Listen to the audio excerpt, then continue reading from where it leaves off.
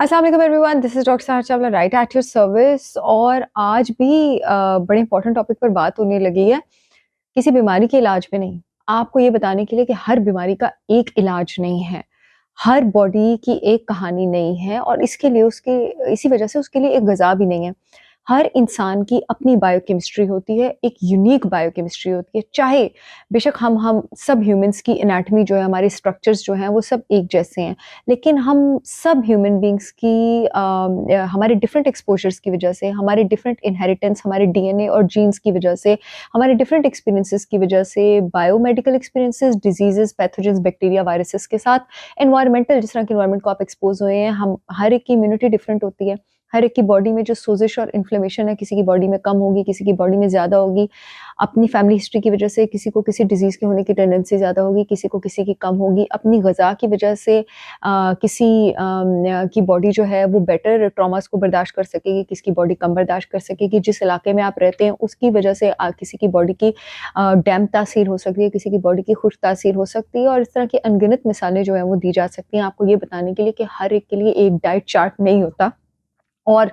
इसलिए कि अपनी बीमारी को ट्रीट करने के लिए आप गूगल से पढ़ के जिस पर आधे से ज़्यादा बातें गलत होती हैं और मिसलेड होती हैं या ओवरस्टेटेड होती हैं, ज़रूरत से ज़्यादा उनको बढ़ा-चढ़ा के पेश किया होता है, अपना डाइट चार्ट नहीं बना सकते हैं।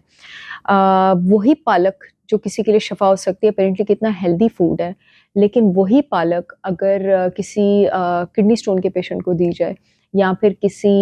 हाइपोथायराइडिज़्म के पेशेंट को दी जाए, उसके लिए मुसीबत हो सकती है। वही फाइबर, वही सैलड्स जहाँ पर कोई वेट लूज़ करना चाह रहा है, जिसका गट बिल्कुल ठीक है, बस वेट लॉस का केस है, उसके लिए शफ़ा हो सकती है। लेकिन वही सैलड्स और वही सब्जियाँ अगर किसी को सीबो है, स्मॉल इंटेस्टाइनल बैक्टीरियल ओवरग्रोथ है, यानी वहाँ पर बैक्टीरिया ज़्यादा है, जहाँ नहीं होना चाहिए, छोटी आँत में, बड़ी आँत में होना चाहिए, तो वो सैलड अगर वो वेट लूज़ करना चाह रहा है, उसके लिए अज़ाब हो सकता है। वो सैलड जो है उसको ज़रूरत से ज़्यादा ब्लोटिंग कर सकता है, जिसकी उसको ज़रूरत नहीं है।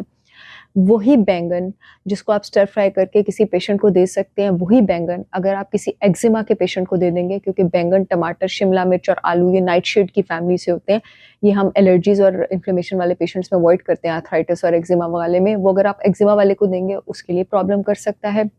वही अंडे की ज़र्दी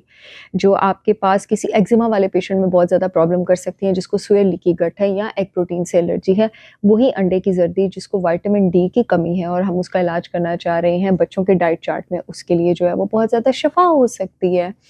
वही अदरक और वही लहसुन जो हम किसी का शुरू में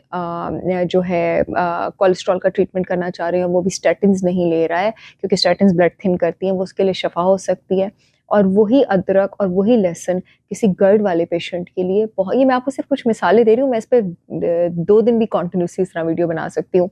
किसी गर्ड वाले पेशेंट के लिए बहुत ज़्यादा मुसीबत हो सकती है, या फिर अगर कोई ब्लड थिनर्स ले रहा है, वही अदरक और वही लहसुन हम उसको नहीं देंगे, उसको नहीं लेना चाहिए।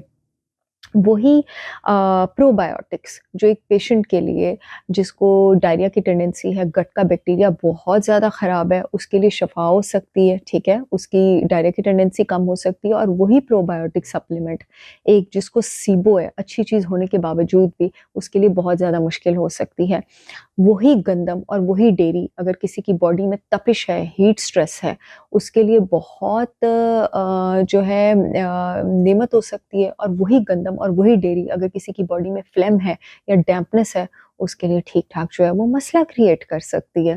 तो ये थोड़ी-सी एग्ज़ाम्पल्स का मकसद ये था कि हर इंसान की अपनी यूनिक बायोकेमिस्ट्री होती है और जो आपका डाइट चार्ट है वो सिर्फ़ एक कागज़ नहीं होता, वो एक डाइट चार्ट नहीं होता, वो आपकी पूरी बायोमेडिकल हिस्ट्री सुनने के बाद, आपकी सारी मेडिकल बीन करने के बाद, जो कि सिर्फ़ वही कर सकता है जिसकी बायोकेमिस्ट्री पर एक्स्ट्राऑर्डिनरी ग्रिप हो, जिसको जिसको समझ आती हो, ग़िज़ा की भी और उस ग़िज़ा का बॉडी के साथ लिंक भी और बॉडी के हर फंक्शन पे उसका असर भी। वो आपको प्रिस्क्राइब कर सकता है, उसके साथ खुद आपको खेलने की ज़रूरत नहीं है और किसी का डाइट चार्ट देख के ये सोच के, अगर आप दोनों एक बीमारी के मरीज़ भी हैं, दोनों यूरिक एसिड के मरीज़ भी हैं, ये सोच के कि ये मुझे भी ट्रीट कर देगा, आपको उसको प्लीज़ कॉपी करने की ज़रूरत नहीं है, आप में वो वैसे रिज़ल्ट्स नहीं आएँगे, किसी और का वेट लॉस चार्ट आप पे काम नहीं करेगा। हो सकता है यूरिक एसिड के साथ-साथ आपकी बॉडी की तासीर जो है, वो ड्राई और कॉन्स्टिपेटेड हो, आपका साथ कोई और चीज़ भी डील करनी हो या आपकी एज कुछ और हो, आपका मेटाबॉलिज़्म कुछ और हो, आपकी रूटीन कुछ और हो, ऐसे बहुत सारे फैक्टर्स हैं, कितनी बात करूँ मैं इस पर। तो ना आप अपना डाइट चार्ट प्लीज़ खुद बनाएँ, ना किसी का डाइट चार्ट आप कॉपी करें और इस बात को समझें कि जो मेरी बॉडी है, वैसी बॉडी किसी की भी नहीं है और इसलिए उसको एक कस्टमाइज़्ड एक अपना डाइट प्लान और एक अपना ट्रीटमेंट चाहिए। इस वीडियो का आज सिर्फ़ यही मकसद था और आपको साथ ये भी बताना चाहती थी कि एक डाइट प्लान सिर्फ़ डाइट प्लान नहीं होता, वो बड़े सालों की स्टडी, बड़े सालों की इवैल्यूएशन, वो बहुत ऑथेंटिक मेहनत और रिसर्च होती है, जिसके बाद वो एक कागज़ आपके लिए तैयार किया जाता है। इंशाल्लाह आप लोगों से फिर मुलाकात होगी, तब तक के लिए मुझे इजाज़त दें। अल्लाह हाफ़िज़।